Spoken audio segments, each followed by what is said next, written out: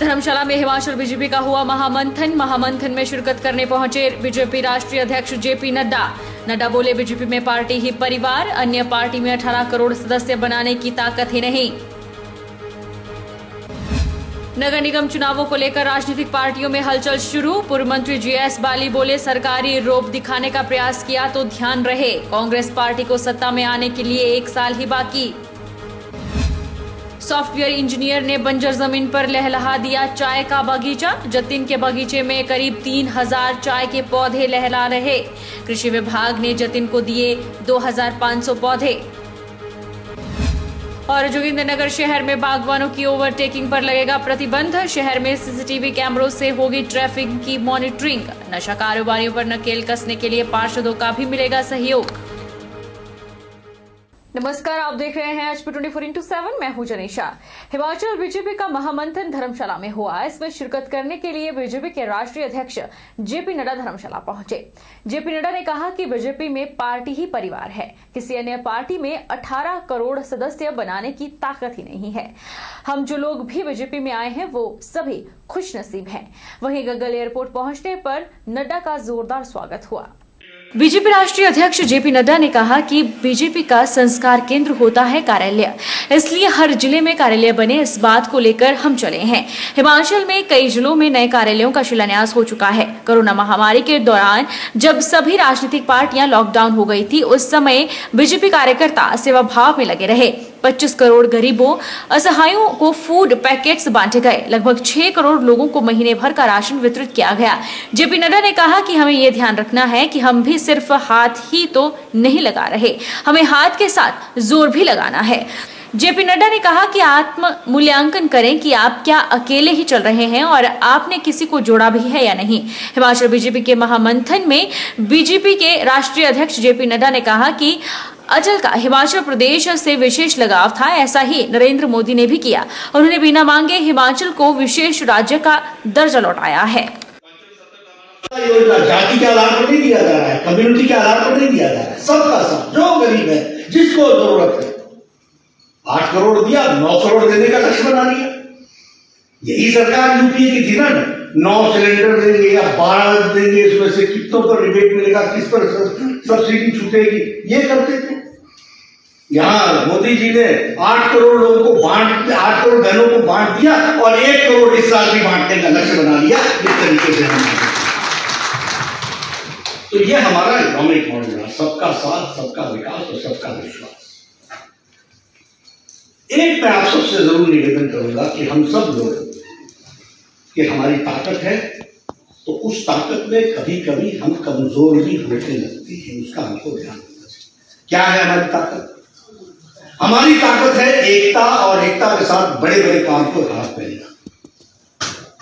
इसलिए नगर निगम चुनावों को लेकर राजनीति पार्टियों में हलचल शुरू हो गई है। भाजपा जहां नगर निगम के चुनावों को लेकर जनता की नब्ज टटोल रही है, वहीं पूर्व मंत्री और कांग्रेस प्रभारी जीएस बाली मंडी पहुंचे और पत्रकारों से रूबरू हुए। उन्होंने कहा कि पंचायती राज चुनावों में सरकारी तंत्र का जोर शोर से उपयोग हुआ और यहां मुकाबला धनशक्ति और जनशक्ति के बीच रह गया है। इस दौरान बाली ने सरकार को महंगाई पर भी घेरा। नगर निगम के चुनावों को लेकर राजनीतिक सरगर्मियां तेज हो गई है। एक और जहां भाजपा के मंत्री विधायक नगर निगम के चुनावों को लेकर जनता की नब्ज टटोल रहे हैं, वहीं कांग्रेस प्रभारी एवं पूर्व मंत्री जीएस बाली मंडी पहुंचे और पत्रकारों से रूबरू हुए।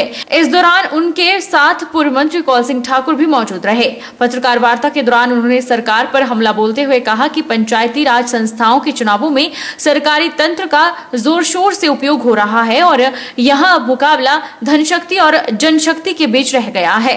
उन्होंने कहा कि रसोई गैस, पेट्रोल, डीजल और खाने पीने की वस्तुओं सहित कोई ऐसी चीज नहीं है जिस पर सरकार ने टैक्स न लगाया हो।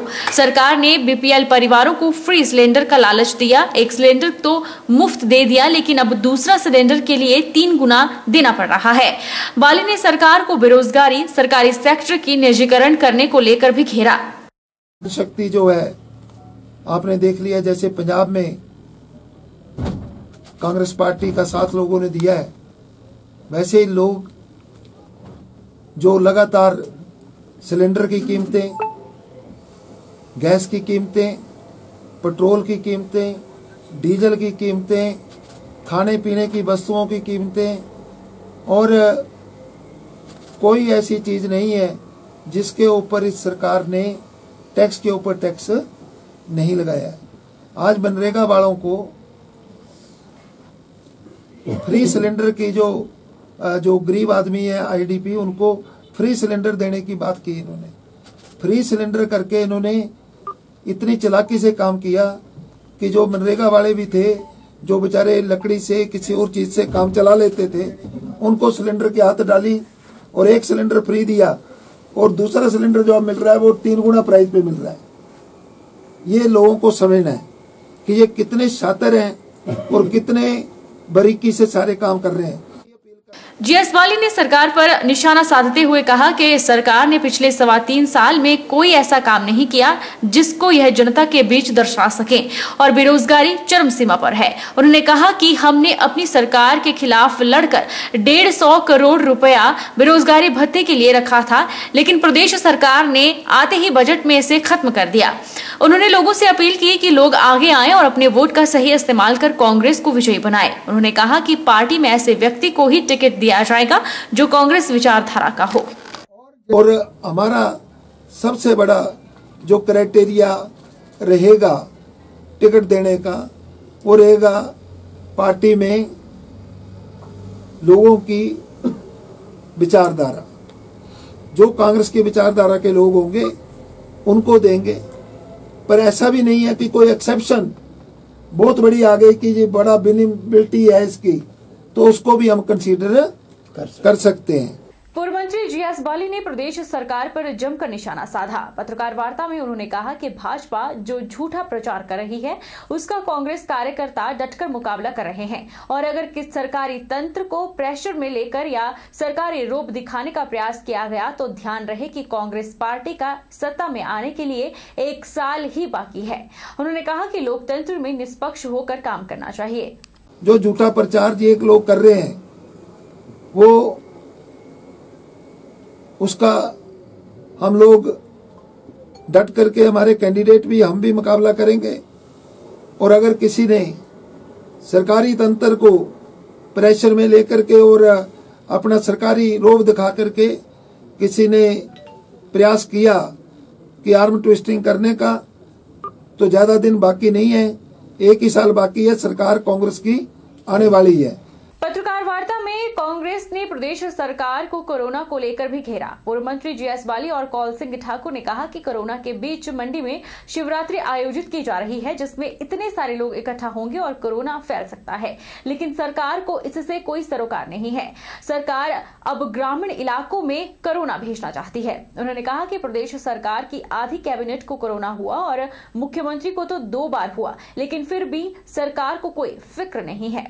शिवरात्रि का मेला हो रहा है ना, यहाँ कितने हजारों लोग इकट्ठे होंगे। इसका मतलब है सरकार जो है वो गांव ग्रामीण क्षेत्रों में भी कोरोना भेजना चाहते हैं। अभी तक इनको पूरा परहेज रखना चाहिए और ये शिवरात्रि और बड़ी ऐसी आदमी इकट्ठे नहीं होने देनी चाहिए। हमें कहते हैं हम चाहते शिवरात्रि हो, लेकिन कोरोना के वक्त में हजारों लोग इकट्ठे कर देने, 250-300 देवी देवता आते हैं। हर देवी देवता के साथ 100 आदमी कम से कम होता है। कितने लोग इकट्ठे होंगे? ग्रामीण क्षेत्र के लोग होंगे। कल्चरल प्रोग्राम होगा रात को, तो नेचुरली कोरोना बढ़ेगा। सरकार ने कोरोना को मुख्यमंत्री कोई कदम नहीं उठाए। मुख्यमंत्री जी को तो 2 बार हो गया हुआ है, तो उनको तो चिंता करने की अवस्था नहीं है। आधी कैबिनेट इनकी कोरोना ये बाकियों को देके जाएंगे। पंचायती राज चुनावों के बाद अब नगर निगम चुनावों की सुगबुगाहट शुरू हो गई है। 16 नगर निगम में 4300 के करीब नए मतदाताओं ने अपना नाम मतदाता सूची में शामिल करने के लिए पंजीकरण करवाया है, जिसकी जांच हो रही है। उपमंडलाधिकारी सोलन अजय यादव की देखरेख में यह प्रक्रिया पूरी की जा रही है। उन्होंने कहा कि यह प्रक्रिया पारदर्शिता ढंग से पूरी की जा रही है। 4300 के आसपास फॉर्म सबमिट हुए थे। हमने 2 टीमें बनाई है वेरिफिकेशन करने के लिए, क्योंकि फॉर्म काफ़ी ज़्यादा थे और दोनों जगह सुचारू रूप से कार्य हो रहा है। थोड़ा भीड़ ज़्यादा है, तो मैं लोगों से ये आग्रह करूँगा कि वो अपने समय के हिसाब से आए। सबके फॉर्म वेरीफाई किए जाएंगे। थोड़ा डिले हो सकता है, शाम के 5 बजे के बाद भी हम फॉर्म वेरीफाई कर रहे हैं, और तो मुझे उम्मीद है कि कल तक सारे फॉर्म वेरीफाई हो जाएंगे एज़ पर शेड्यूल, और लोगों को किसी भी तरह की शिकायत का सामना नहीं करना पड़ेगा। कई लोगों ने इस बात की शिकायत भी की और हमारे सामने भी लाया है कि शिफ्टिंग के समय पे जैसे अगर हमने किसी एक वार्ड से दूसरे वार्ड में शिफ्ट किया है तो वो वोटें दोनों वार्ड में रह गई है। तो चूँकि ये सारी वोटें सॉफ्टवेयर में है तो इसमें कोई ज़्यादा इशू नहीं है, उसको हम परमिशन के साथ डिलीट कर सकते हैं एक वार्ड से। मेन इशू तो उनका है जिनके अभी वार्ड में नाम नहीं आए हैं, तो ये सारी प्रक्रिया उनके लिए चल रही है कि उनके भी नाम इंक्लूड हो जाए। सॉफ्टवेयर इंजीनियरिंग करने के बाद जहां युवा बड़ी कंपनियों में सालाना बड़े पैकेज पर नौकरी की चाह रखते हैं, वहीं बिलासपुर के युवा जतिन ठाकुर ने इंजीनियरिंग करने के बाद कुछ और करने की ठानी। जतिन ने बंजर जमीन पर चाय का बगीचा लगाने की सोची। आज उनकी मेहनत रंग लाई है और बगीचे में करीब 3000 चाय के पौधे लहलहा रहे हैं। चाय के लिए कांगड़ा का पालमपुर क्षेत्र मशहूर है। अब बिलासपुर की पटेर पंचायत का बेकल गांव दार्जिलिंग चाय की खुशबू से महक रहा है। बड़ी बात यह है कि जतिन ने YouTube पर बगीचा लगाने की जानकारी ली और यह कारनामा कर दिया। लगभग 2 साल पहले 20 बीघा जमीन के लिए चाय का बीज मंगवाया, फिर YouTube से हर रोज जानकारी लेते रहे। पौधे तैयार करने के बाद सही रखरखाव और पैदावार बढ़ाने के लिए टी बोर्ड ऑफ इंडिया को आवेदन किया। इस पर कृषि विभाग की तरफ से जतिन को 2500 पौधे और दिए गए। कुछ समय पहले टी बोर्ड ऑफ इंडिया की टीम ने यहां का दौरा किया। टीम ने दावा किया कि चाय के जो पौधे तैयार हो रहे हैं उनकी पैदावार पालमपुर की चाय से अधिक होगी। जब इंटरनेट पे खोजता है कि किसान क्या है, तो वो देखता है कि एक कुर्ते पैजामा पहने हुए एक व्यक्ति, वो कंधे के ऊपर फावड़ा रखे हुए है और वो खेत में खड़ा हुआ है। या वो किसान है, या उसको लगता है कि एक दराटी लिए और दूसरे हाथ में जो है वो गेहूं की एक पुलिया लिए हुए व्यक्ति जो है वो गेहूं के खेत में खड़ा हुआ है, वो किसान है। तो जो युवा है, जो पढ़ा लिखा युवा है, उसके मन में जो उसकी छवि बन रही है किसान की, वो ऐसी है कि किसान यही है। तो ऐसा नहीं बनना चाहता, क्योंकि जो पढ़ा लिखा युवा है वो चाहता है कि मैं ऐसा क्यों बनूं, मेरी लाइफ जो है वो एक अच्छी मेट्रो सिटी में गुजरे, मैं अच्छी जगह पे बैठूं, तो ऐसी मिट्टी में मुझे अपने आप को लिपना पोतना ना पड़े। तो इसलिए युवा जो हैं वो किसानी से दूर भाग रहे हैं। ये सबसे बड़ा एक विषय है कि आज के युवा के मन में जो किसान की परिभाषा है, वो परिभाषा हमें बदलनी पड़ेगी। वास्तव में आज वो किसानी नहीं रही है कि आपको फावड़ा या कुदाल लेकर के खेतों में जाना पड़ेगा। आज आप लैपटॉप का एक बटन दबाएंगे और आपके खेत में जो है वो पंप पानी चलाना शुरू कर देगा। आप लैपटॉप से एक बटन दबाएंगे और आपके खेत में जो है मशीन खाद डाल देगी। तो आज मशीन का युग है, कंप्यूटर का युग है, तकनीक का युग है। आज वो किसान फावड़े वाला किसान नहीं रहा है। तो ये जो है युवा वर्ग को जो है अपने मन से ये धारणा निकालनी पड़ेगी, किसान वही है। भाजपा के राष्ट्रीय अध्यक्ष जेपी नड्डा ज्वालामुखी माता के दर्शनों के लिए ज्वालाजी शक्तिपीठ मंदिर पहुंचे। इस दौरान भाजपा के पूर्व कैबिनेट मिनिस्टर रमेश धवाला भी उनके साथ दर्शनों के लिए पहुंचे। पार्टी के राष्ट्रीय अध्यक्ष के तौर पर कमान संभालने के बाद नड्डा पहली बार माता के दरबार पहुंचे। आज मैं ज्वालाजी माता के चरणों में शीश झुकाने आया था और आशीर्वाद लेने आया था। जब मैं इस क्षेत्र में आता हूं तो मां का आशीर्वाद लेने के लिए हमेशा तत्पर रहता हूं। ईश्वर मां ज्वाला माता का आशीर्वाद पूरे समाज पर, देश पर बना रहे, ऐसी कामना करते हुए समाज मंगलमय हो, विकास हो। मोदी जी के नेतृत्व में कोरोना से संक्रमण से हम लोग जूझते हुए उसमें सफलता हासिल करें और समाज में मंगलमय वातावरण बने, ये ईश्वर से मां से प्रार्थना करता हूं। अपने लिए स्फूर्ति और अच्छे काम करने के लिए ताकत मिले, ये मां से प्रार्थना करता हूं। और यहाँ आकर के बहुत स्फूर्ति भी मिलती है, ताकत भी मिलती है, आंतरिक शक्ति भी मिलती है, जो मैं समाज के और पार्टी के काम में लगाने के लिए इच्छुक रहता हूं और मुझे ईश्वर ताकत भी दे इसके लिए। रुकेंगे छोटे से ब्रेक के लिए, ब्रेक के उस पार फौरन लौटेंगे।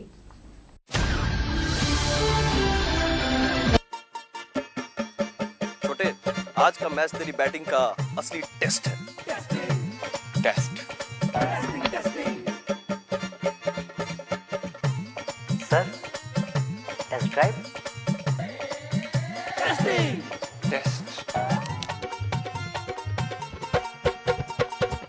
बहन जी मतलब टेस्ट तो कर लो।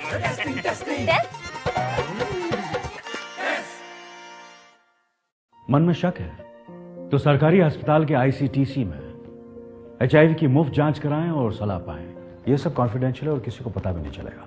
अगर टेस्ट पॉजिटिव निकले तो मुफ्त चिकित्सा के लिए ART सेंटर में जरूर रजिस्टर करवाएं। HIV के साथ भी आप सामान्य जीवन जी सकते हैं। तो लीजिए एक कदम जिंदगी की ओर।